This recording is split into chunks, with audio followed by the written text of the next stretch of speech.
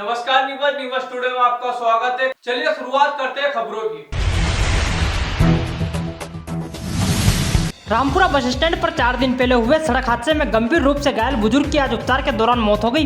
यह हादसा 15 जून को उस समय हुआ था जब शोभाराम को एक तेज रफ्तार क्रेन ने टक्कर मार दी थी। टक्कर इतनी भयानक थी कि बुजुर्ग के दोनों पैर बुरी तरह क्षतिग्रस्त हो गए थे। हादसे के बाद स्थानीय लोगों की मदद से उन्हें तत्काल अस्पताल पहुंचाया गया, जहां से प्राथमिक उपचार के बाद उन्हें नीमच जिला अस्पताल रेफर किया गया था। लेकिन तमाम प्रयासों के बावजूद 17 जून की रात उनकी मौत हो गई। मृतक के पुत्र ने प्रशासन से मुआवजे की मांग करते हुए कहा कि उनके पिता की मौत लापरवाही का नतीजा है और दोषियों को सख्त सजा मिलनी चाहिए और क्रेन चालक पर कड़ी कार्रवाई होनी चाहिए।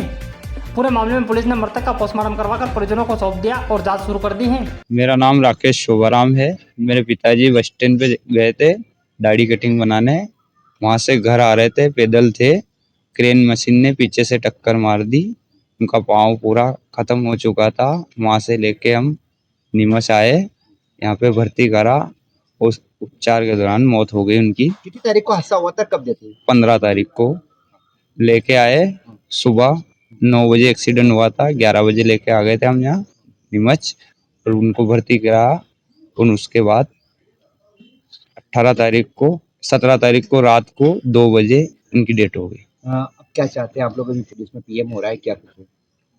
पुलिस में रिपोर्ट डाल दी है और हमको सहायता राशि मिले और दोषियों को सजा मिले। आपका नाम?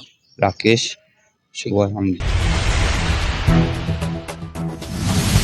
मध्य प्रदेश में अगले 24 घंटे के दौरान मौसम का मिजाज बिगड़ सकता है। भारतीय मौसम विभाग ने राज्य के कई जिलों में भारी वर्षा, तेज आंधी और बिजली गिरने की चेतावनी जारी की है। विभाग के मुताबिक कुछ इलाकों में 50 से 60 किलोमीटर प्रति घंटे की रफ्तार से तूफानी हवाएं चलने की संभावना है। मौसम विभाग ने विशेष रूप अनूपपुर, बालाघाट, बड़वानी, धार, डिंडोरी, गुना, झाबुआ, मंदसौर, नीमच, मऊगंज, रतलाम, रीवा, श्योपुर, सीधी और सिंगरौली में अलर्ट जारी किया है।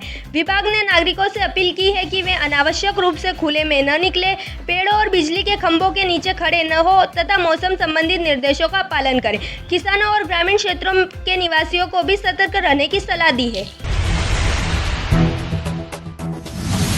सिंगोली तहसील के महूपुरा मोलकी गांव में सामाजिक बहिष्कार और जमीन हड़पने की कोशिश का मामला सामने आया है।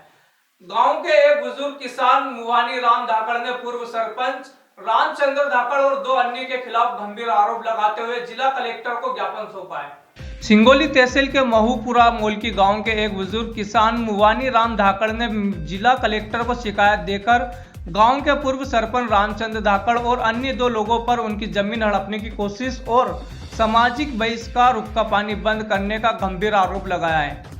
मुवानी राम का कहना है कि वर्ष 2021 में पूर्व सरपंच ने अपने पद और प्रभाव का दुरुपयोग करते हुए उनके परिवार को समाज से अलग थलग कर दिया, जिससे वे मानसिक और सामाजिक रूप से प्रताड़ित हो रहे हैं। उन्होंने बताया कि यहाँ सामाजिक बहिष्कार आज भी जारी है, जिससे उनका समन्वय जीवन जीना दुर्भर हो गया है। इस संबंध में मुवानी राम ने जिला कलेक्टर की जन सुनवाई में पहुंचकर उन्हें ज्ञापन सौंपा और मामले में दोषियों के खिलाफ सख्त कार्रवाई करने तथा उनके परिवार को न्याय दिलाने की मांग रखी। उन्होंने प्रशासन से अपील की है कि उनके सामाजिक बहिष्कार को तत्काल समाप्त कराया जाए और उनकी जमीन पर हो रहे अवैध कब्जे के प्रयासों पर रोक लगाई जाए। जी सर, वो 4 साल से हमारे गांव में हुक्का पानी बंद कर रखा है। कलेक्टर साहब से ये निवेदन करने 3-4 बार आ चुका गाँव में कि हमारा समस्या का समाधान किया जाए। घटना 4 साल पुरानी है। पूरा मामला बताए। वो क्या है कि 4 साल पहले जो गांव का सरपंच था उसने हमारी जमीन जबरन कब्जा करना चाहिए। हमने वो जमीन नहीं छोड़ी। उन्होंने उनके ग्रुप के जो आदमी थे उनको इकट्ठा करके हमारे सामने शर्त रखी कि आपको ये जमीन छोड़ना पड़ेगी, अगर नहीं छोड़ोगे तो आपको पानी बंद कर दिया जाएगा। हमने वो पुश्तैनी जमीन थी, हमने नहीं छोड़ी। उन्होंने हमारा पानी बंद कर दिया। क्या नाम आपका?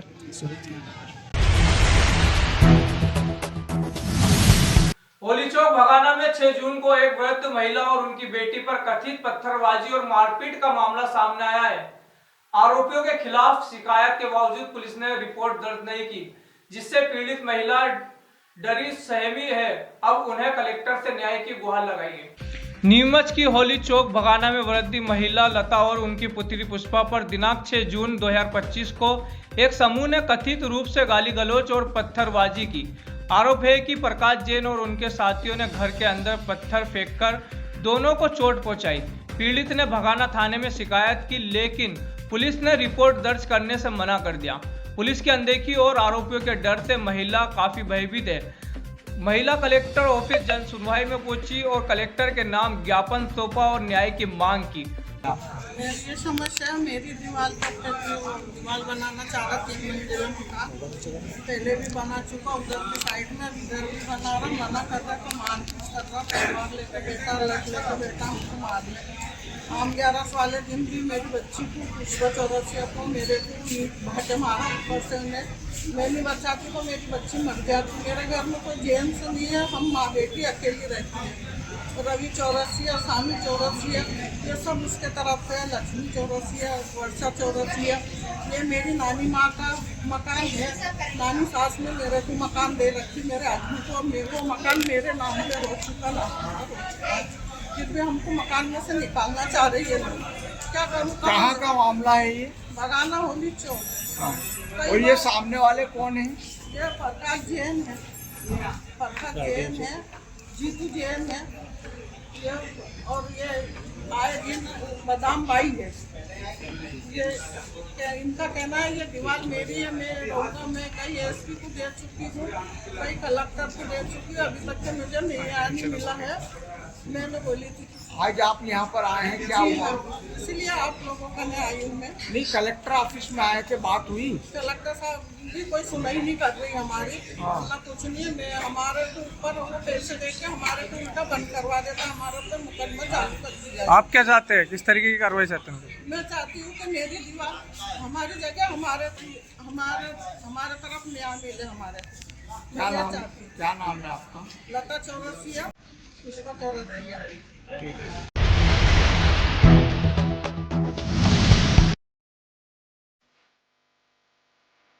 वो कहते हैं ना, एक बच्ची पढ़ेगी तो 100 पीढ़ियां तरेगी।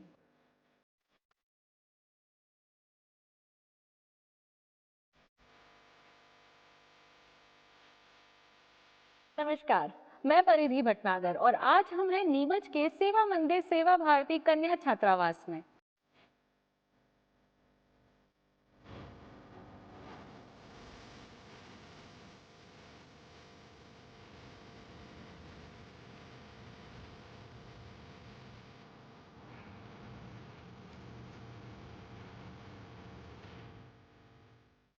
नीमच जिले के सेवा भारती की एक अनूठी पहल, जहां पर बच्चों के भविष्य को उज्जवल बनाया जा रहा है।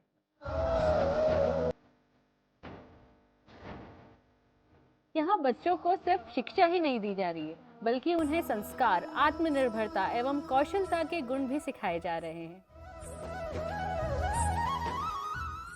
तो आइए देखते हैं इस प्रेरक पहल की एक झलक, जहां बच्चियों के सपनों को पंख मिल रहे हैं। नीमच जिले में सेवा भारती द्वारा संचालित एक अद्वितीय प्रकल्प, जहां बालिकाओं को न केवल गुणवत्ता युक्त शिक्षा प्रदान की जाती है, बल्कि उन्हें संस्कार और सशक्त परवरिश का माहौल भी मिलता है। यह विशाल भवन, जिसका निर्माण 2021 में पूर्ण हुआ और 50,000 स्क्वायर फीट के क्षेत्र में फैला हुआ सेवा भारती का केंद्र है, जहां बालिकाओं के रहने और उनके सर्वांगीण विकास के लिए हर आवश्यक सुविधा से सुसज्जित है। यहाँ बालिकाएं आत्मनिर्भरता, नैतिकता और अनुशासन के साथ अपने उज्जवल भविष्य की ओर अग्रसर है। सेवा मंदिर का यह प्रकल्प, जो कि राष्ट्रीय स्वयंसेवक संस्था का एक संस्था है, और सेवा भारती के माध्यम से छात्रावास जो ये बना है, इसका नाम हमने रखा है सेवा मंदिर कन्या छात्रावास। इसके पीछे जो लक्ष्य था कि जो हमारे देश में कई गरीब परिवार हैं और कई कन्याएं हैं जो कि शिक्षा से वंचित रहती है, उनको किस प्रकार से शिक्षा दिलाई जाए, और जब वो छात्राएं जो कि ग्रामीण अंचल में रहती है और वो पढ़ने में असमर्थ होती है, तो उनके लिए किस प्रकार से व्यवस्था करें। तो सेवा भारती के माध्यम से यह सेवा मंदिर कन्या छात्रावास का निर्माण करने की एक योजना सन 2018 में बनी, और उसके बाद 3 साल में यह बनकर तैयार हुआ। यहाँ पर लगभग 70 बच्चों के लिए व्यवस्था अभी प्रारंभ में की गई है, और अभी लगभग 40 बच्चियाँ इसके अंदर यहाँ पर निवास कर रही है।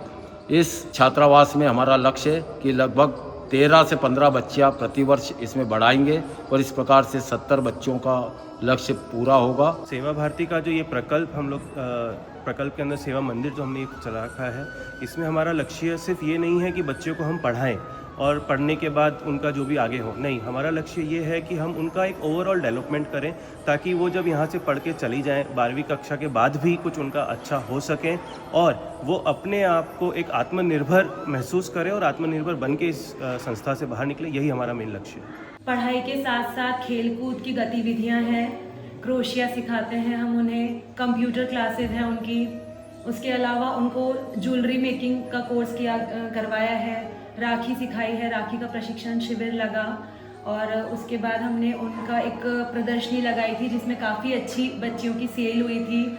ऐसे करके बहुत सारी गतिविधियाँ जिससे बच्चियों का हर तरीके से विकास हो सके। हर गृहस्थी के काम भी हम उन्हें सिखाते हैं, जैसे कुकिंग करना, साफ सफाई, अपने कमरों को, कक्षों को व्यवस्थित रखना।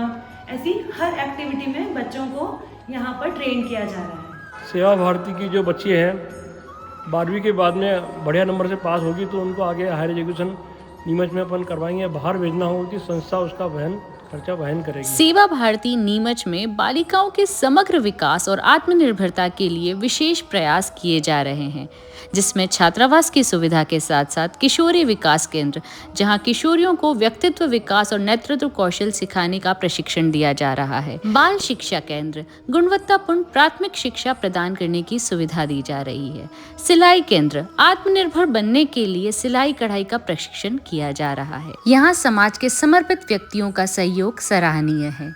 वे अपनी पूरी निष्ठा और भावना से सेवा भारती के इस प्रयास में योगदान देकर बालिकाओं के भविष्य को सशक्त बनाने में सहायक बन रहे हैं। आइए हम सब मिलकर इस पहल को और अधिक मजबूती प्रदान करें।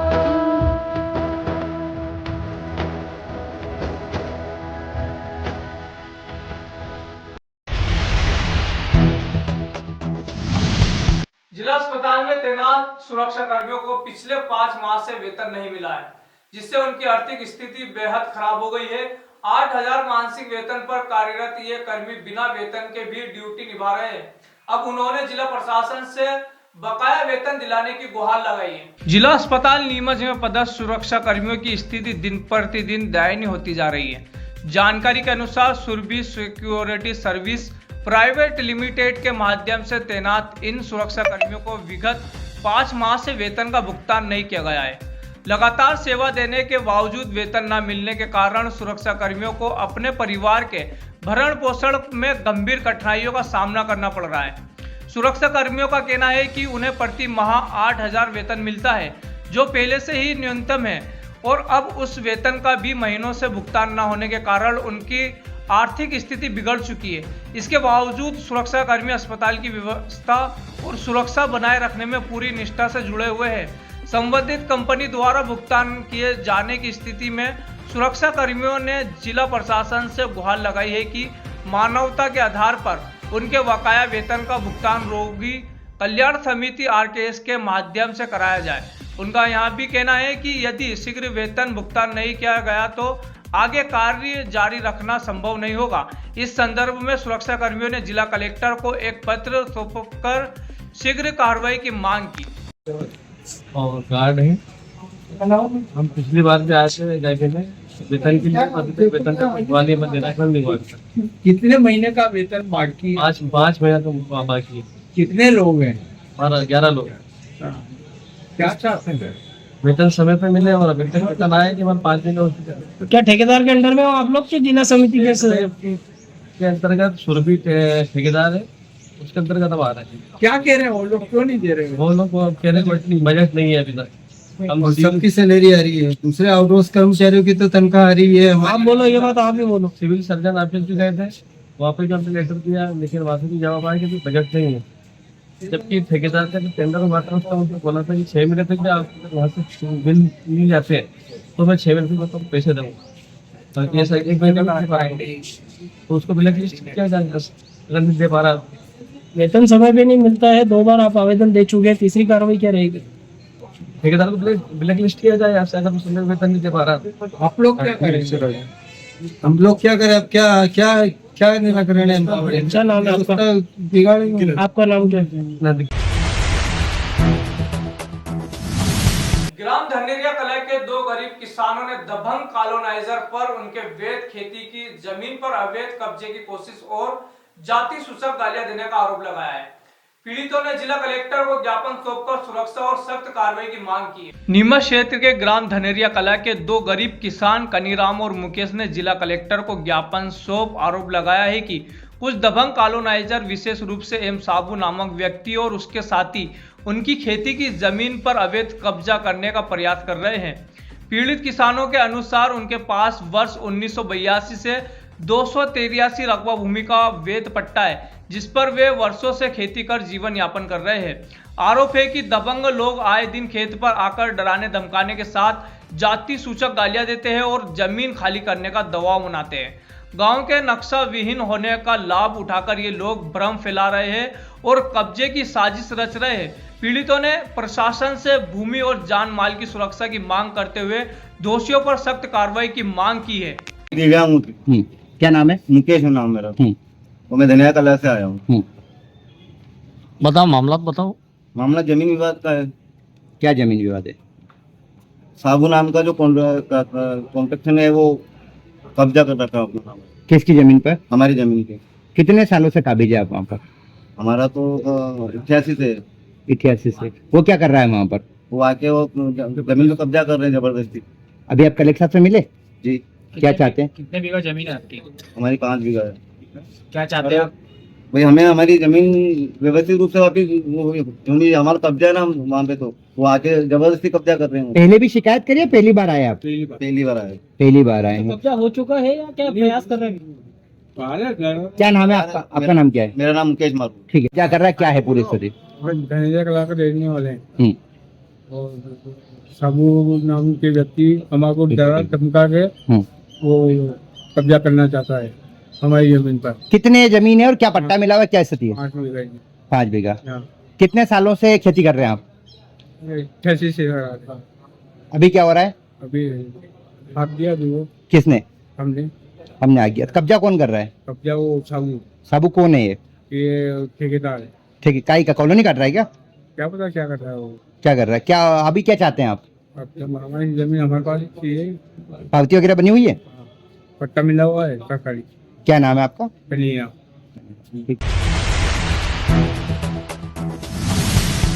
तो यहाँ की दिन भर की खबर। इजाजत दीजिए राजा कुरैशी को और आप देखते रहे नीमच टुडे न्यूज।